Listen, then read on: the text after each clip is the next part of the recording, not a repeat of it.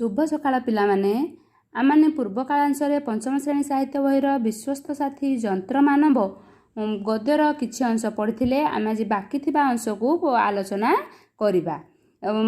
एठारे लेखक जंत्र मानव अर्थात रोबोट किपरि विभिन्न कार्य करुछि आहुरी अधिक कार्य करुछि ता सब आलोचना करछन्ति।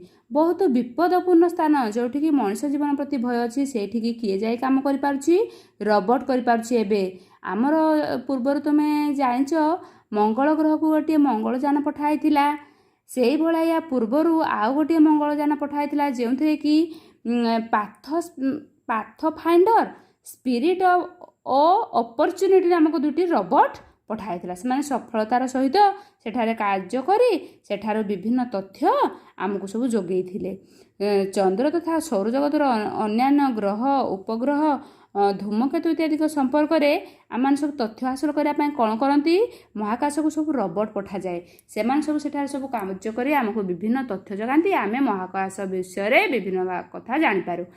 चेक भाषा रे रोबोट अर्थ हूँ कृतदास। कृतदास माने कौन किणा हो आसीथिबा दास। आगर ये कृतदास प्रथा थिला एबे आउ नाही। यूरोप महादेश चेकोस्लोभाकिया बोली गोटे देश थिला सेठारे प्रथम रोबोटर परिकल्पना आरंभ करा जायथिला। केते मसियारे 1920 मसियारे से देश जन लेखक थिले किए कारेल कापेक। से ताଙ୍କ मुंड दिन गोटे अद्भुत ख्याल जुटिला। से तमे जेमती बेले बेले सब स्वप्न देखनी से थर स्वप्न देखिले केमती जेमती जंत्र एते काम करूची आ मनीष भलिया काम करंतानी मनीष बसी खाली आदेश दियंता से सब मन को मन कार्य करि पकांता। लेखक लोक परिराज कहानी भाया गोटे नाटक लेखि पकेले से कथा को नहीं कौन नाटक ना देले मिछ मनीष।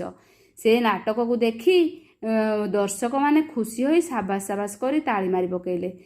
कारेल को स्वप्न दिने सफल है। 1949 मसीहा बेले को वैज्ञानिक माने कौन कले गोटे छोट रोबोट तैयारी कले मनीष आकृतिर अमेरिकार गोटे मेलारे ताको प्रदर्शन कले।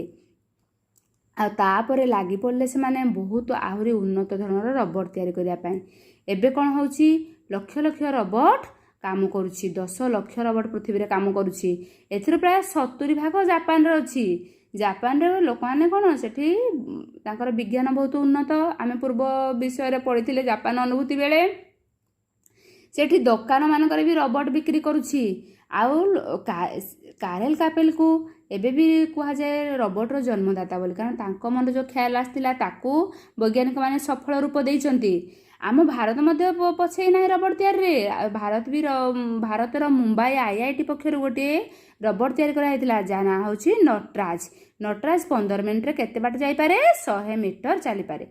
एबे कोन पिला न करूची जानच रोबोट समुद्र तलर गवेषणा करूची समुद्र तले पाइप बिछाऊँ केबुल पकाऊँ आउ विभिन्न आहरी काम करुछि। जापान तो लोक मैंने कुकुर आकृतिर भी रोबोट तैयारी करछन्ती जे कुकुर भलिया भी भोकी पारे कुकुर भलिया काम करि पारे।